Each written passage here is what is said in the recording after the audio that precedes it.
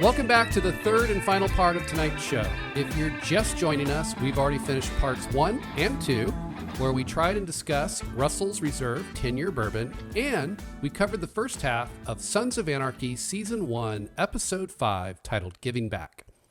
I do want to remind everyone, please like and subscribe, and be sure to leave us your questions, your comments. You can do that in the comment section below. You can also email your questions to us at ask@bourbonbros, that's BROS.TV. And as always, if your question doesn't suck, we may even answer it on a future show.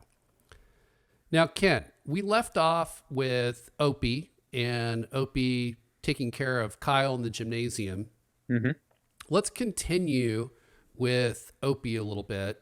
We didn't get Opie last episode, and I was glad to see that he came back in this one. He's still showing up as a guest star. Mm-hmm. I'd be curious to know from Kurt Sutter whether he knew at this point that he wanted Opie to be a regular, because this whole episode really revolves around Opie and this kind of ongoing struggle between balancing life with the club and his family. And so I want to talk about the discussion that Jax had with Opie's wife, Donna, when they were at the fundraiser. Mm-hmm. It was so well written. Yeah, it was written. It was well acted. It was serious. I don't want to steal your thunder there. No, Go ahead. it's great. I think we both liked it.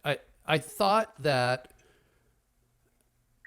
the way that Jax presented a different take than the way that Donna was looking at it. Hope you'll never walk away from the club. We both know that. It's like me. It's all we know. It's in our DNA, and if you keep pulling them in the other direction, we're not the glue, Donna. You are.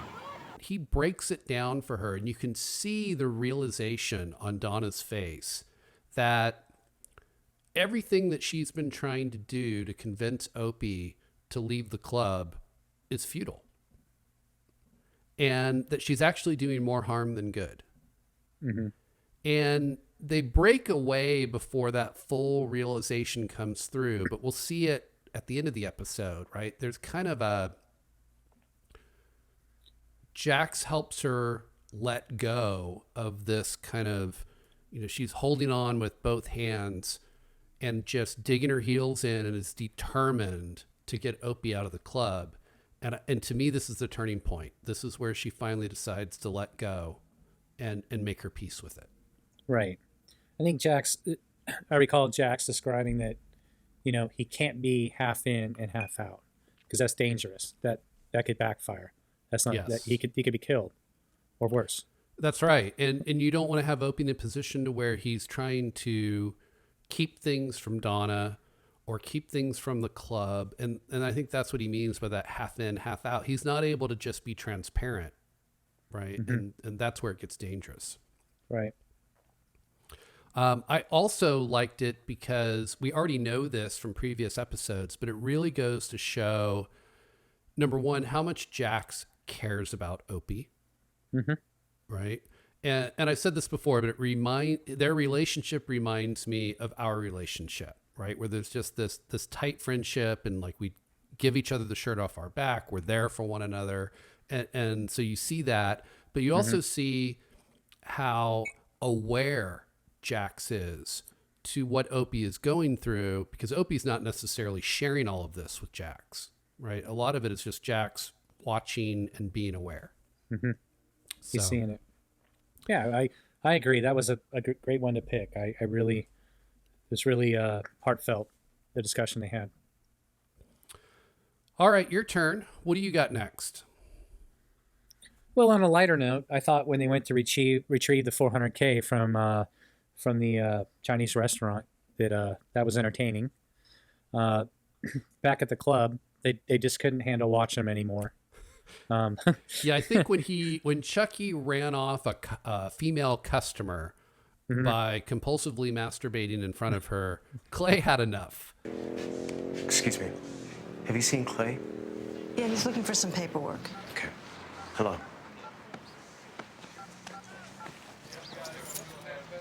Jesus Christ! No, I'm sorry. Get the hell away from me! It's not sexual. He's that's it. We're going now. So they gather the club and they head off, and they middle of the day, don't know what day it was, but they head on in, and Chucky leads them right into the kitchen, and as he's walking through, the Chinese lady, the owner of the restaurant, makes comments like jerky man, like she remembers, he's been in jail for a while, but she remembers exactly she remembers. who he is, and You she don't remembers the forget tick. Chucky. No, you won't forget that. And there's some few one-liners that are dropped during that scene, but ultimately they get to the ceiling above the stove. They get the money out, the bag of money, and off they go. And when they open the bag up, they see there's a lot of cash in there, and they pick out a bundle and they hand it to the owner, and she immediately turns her tune and says, "I love jerky jerk off," or something to that effect. You come back, okay? Yeah, you come back, and off they go. And outside, as they get in to make their escape, Lynn and his crew show up and block them as Jax is driving the van as they're trying to drive out of there. As it turns out, as there's some gunfire erupting. The truck, the van gets blockaded. They open. Clay looks at the bag of money. I don't know if you caught it, but he realizes it's not real money. This is poor counterfeit, or his counterfeit money. But he does see that there's 2 plates there. Yes. And so he immediately connects the dots that, hey, they're not really here for the money. They're here for the plates. Yes. So Lynn's there for the plates, and and Crow's not getting 200K. no, they're getting nothing. So The they're worth tuned on- and they're value tuned of on- Chucky just plummeted. Chucky, yeah, his stock dropped. They no longer care about him. So Clay gets out, goes over to Lynn, and says, "Hey, I got what you want. I understand." They make a deal. It goes back and forth. I think there's some money offers exchanged. They end up at 60 grand, as I recall. But the cherry prize is you can have Chucky as well. So they Yes, agree you get on the that. plates, which is what Lynn Get really the plates. wants. And You Chucky. can take Chucky off our hands. And as they're pulling him away and they're throwing him into the car, do you remember what Chucky said? Oh, it was great, right? So we mentioned this earlier. Throughout the entire episode, every time somebody kind of gives criticism or confronts Chucky, his response is always the same. I accept that. And yes, as they hand him over to Lynn, and Chucky is vehemently protesting this trade, and as he's about to be shoved into the car, he yells, Please, Clay, they're gonna cut me up into little pieces. I do not accept this. Anyway, pretty funny stuff. And Clay could give a shit. Right. He doesn't care. So, I mean, that topic was not, it's not going to go a long way in the series. It's not going to reoccur. Just a little bit of humor there that I thought was entertaining. Yes. And I even love how when they walk in, how like when you see someone you haven't seen in a while and you're like, hey, right? I love how the cook is like, jerky man. Just an old friend. Yes. All right. So we're going to take it down a beat and things are going to get real. Okay. We got to talk about Kyle and his tattoo. Oh, wow. Okay. Yeah. Big part of the episode. Things take a turn. And I think particularly as a viewer, if you do not have any knowledge or awareness of kind of the protocol for when you leave an outlaw motorcycle club, you're required to remove tattoos, right? Black them out, right? You can't continue to fly those club tattoos. Right. You can't wear their jackets. You can't have, you're gone. That's right. That's right. And so Kyle continuing to have the full back tattoo of Sam Crow is a huge no-no. And both Jax and Opie see it. And so after Opie beats the shit out of Kyle and gets that anger out. Both Opie and Jax know what has to be done. And so they basically lure Kyle back to the clubhouse using Kyle's original offer of like, hey, I've got this parts deal. I can cut you guys in. It's my way of making up for what I did to Opie, right? And so they make it seem like they're interested in this. And they lure Kyle back to the club. And initially things start out fine, right? Everybody's having some drinks.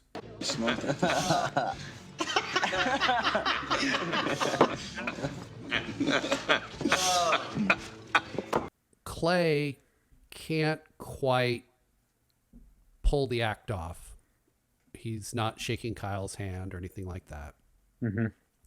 And then you see Clay kind of give Jax the nod. Like, I've had enough. Like, we got to get going. And you see Jax basically say, hey. So, Bobby, you tell Kyle about the knucklehead? Well, who got a knucklehead? 48 mint. Bullshit. It's so beautiful, it'll blind you. Where? Come on, second look at it. You want to see it? All right. Let's go. And so he goes into the shop and quickly realizes that there's no knucklehead. Right. Yep.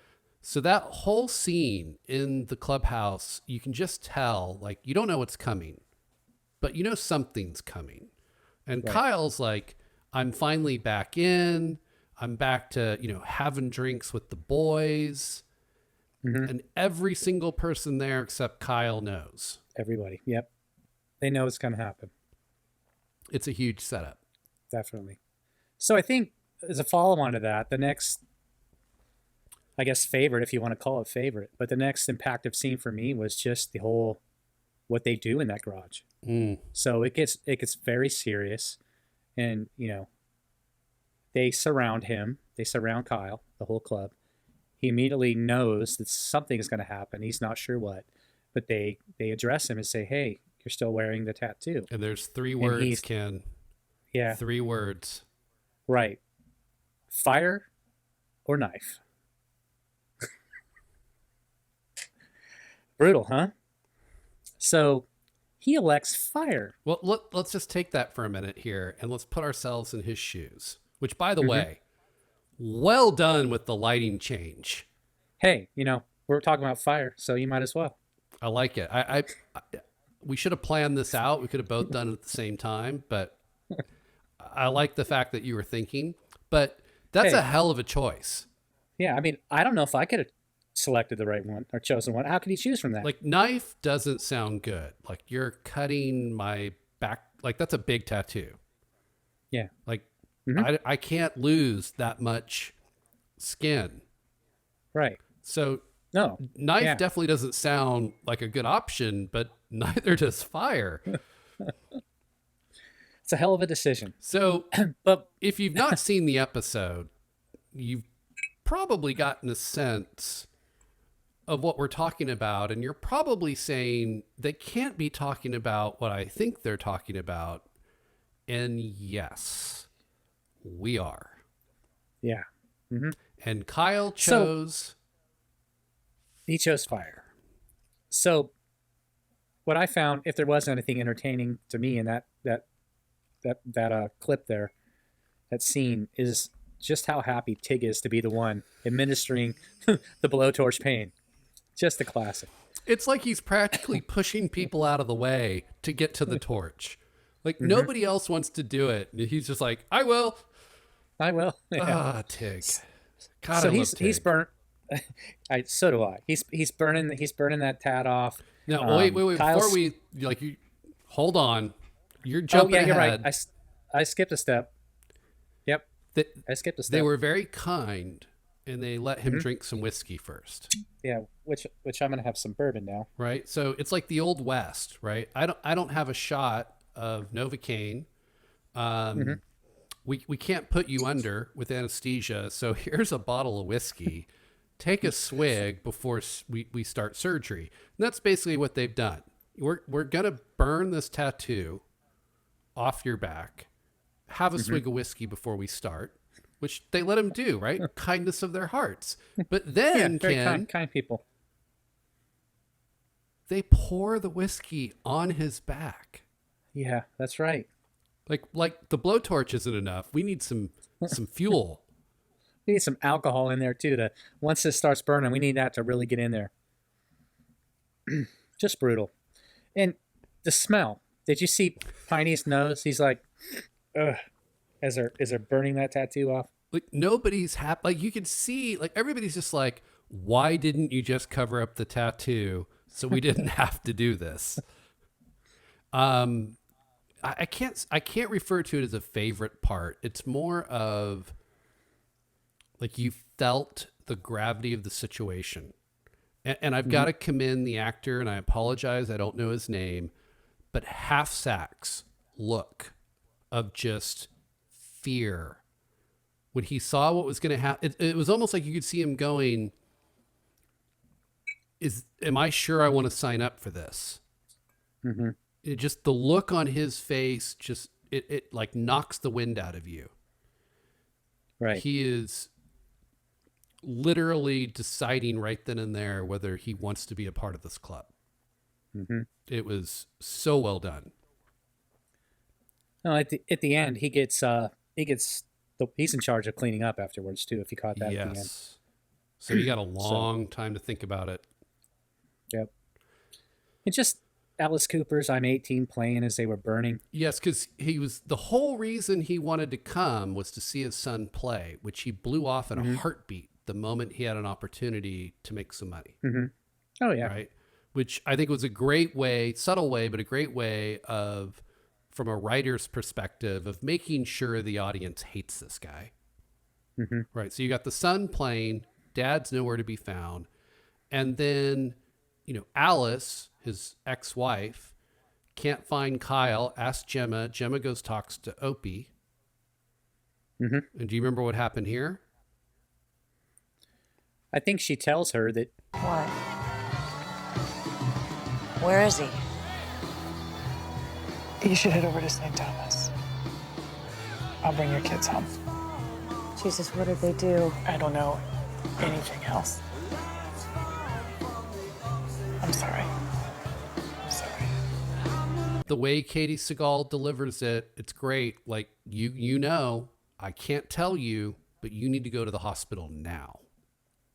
And you can, again, feel the gravity of that moment.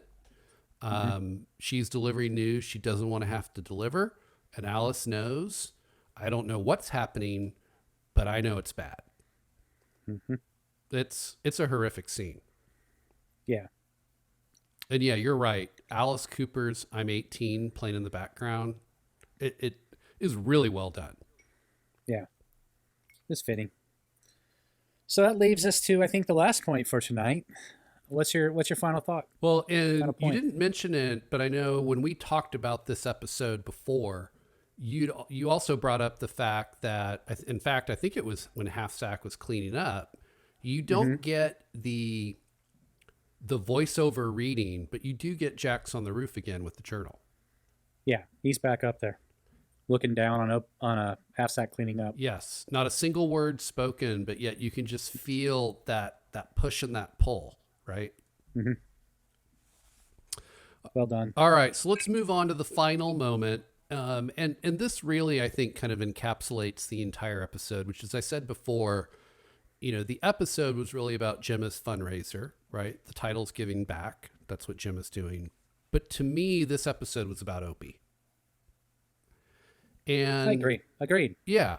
And what I loved about the way the episode ended is all the way up through, I'd say 3/4 of the episode is kind of Opie not really being happy with where his life is at. He's feeling the pressure of being stuck between what Donna wants and what he wants and what the club wants, right? And this push-pull. He's still struggling financially. He's not really able to commit to the club and earn, but yet he can't really go and have a full-time job because he's still in the club.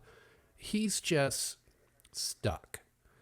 And then you've got him wanting Kyle to come so that, here's somebody who's, wishing he was me and I can feel better about my life because this guy's life sucks. And then he sees Kyle having a great time and it makes Opie feel even worse. So this whole episode is, it doesn't really matter who you are. Even this guy who's no longer part of the club has a better life than I do, right? And you just see Opie like circling the drain, spiraling down. And in those closing moments of the episode, you have what I refer to as the reversal.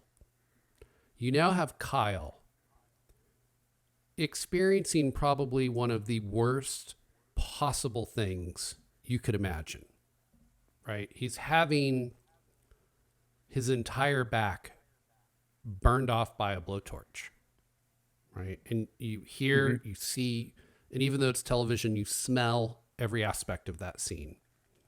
You can. And things have not turned out well for Kyle. And then it cuts to Opie, and he's back at the show to do the fireworks. His kids are running up and giving him a hug. Donna's running up and giving him a hug. As a whole family, they've embraced. And it's this kind of realization that Opie does have the better life. He is in a better situation than Kyle. Yeah. And again, going back to that conversation with Jax and Donna, like I think Donna's kind of turned the corner and started to make her peace. Like you see, it's almost like the sun is rising for Opie, right? He's like that phoenix coming out of the ashes, and this potentially is a whole new beginning for Opie. And so after almost an entire episode of him just feeling like nothing was going right, you finally see things going well for Opie and things not going well for Kyle. Right. Great observation. Yeah, it's a nice little moment at the end. And again, you had to kind of piece it together. But I think this is the episode where everything kind of changes for Opie. And that's why I wonder if this is when Kirk decided that he was going to make Opie a regular. Right. Could be. That'd be nice to know. If anyone knows the answer to that, feel free to send us an email. And Kurt, if you're out there, please reach out. Let us know your thoughts. if only we could be so lucky. Yeah, that'll happen. So yeah, I enjoyed the episode. I thought it was very well done. Again, I don't know that it would make my short list of kind of favorites, but I enjoyed it. It was a good episode. Yeah, me too. Which brings us to next week's show. So, okay, Ken, I'm very excited for next week. We're going to be getting into episode 6, which is AK-51. Oh, yes. Do you remember AK-51? Yes, I do. This is some good key episode for me. Yeah. It's one of my all-time favorites, and do you know why? No, I don't. Enlighten us. Agent Stahl arrives. How could I forget that? Yeah, Agent Stahl. That's right. One of my favorite characters of this whole series. How could I forget? And this first episode that introduces her, I mean, it's a good one. She comes in hot. Yeah. It's great. Yeah. Well, I'm looking forward to it. Yes, as am I. So you definitely don't want to miss, number one, the episode AK-51, and running a close second would be our commentary of AK-51. So you definitely want to join us for that next week. Most definitely. Which brings us to, as I like to say, our second most important question of the night. What are we drinking next week, what is Ken? that? What are we drinking?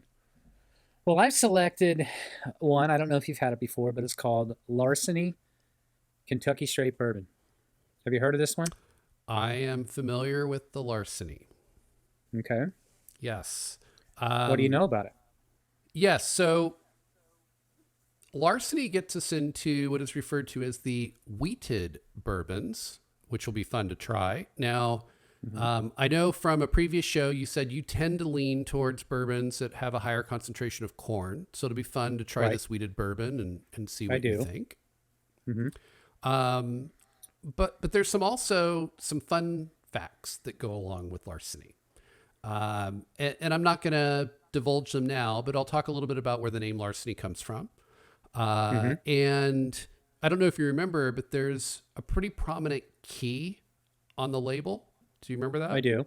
I remember that. So we'll talk about the significance of that key on the label. And I'm going to tease you with just this little fun fact. There's a I think, very interesting fact about the distillery that produces larceny. Well, I can't wait to get into that. But let's leave those details for next week. Let's not divulge any more here. Fair enough. Yes, we'll leave that for next week. And so that is going to do it for tonight's show. We hope you had as much fun as we did. And please, one final reminder, for those of you that are watching on YouTube, please remember to like and subscribe, and do check out our channel for more shows. And for those that are listening to the podcast, please leave us a review and subscribe to the show so you don't miss any future shows. But most of all, thank you for joining us for tonight's show. We hope you'll join us here each and every week on the Liquid Courage Show. Good night, everyone. Good night.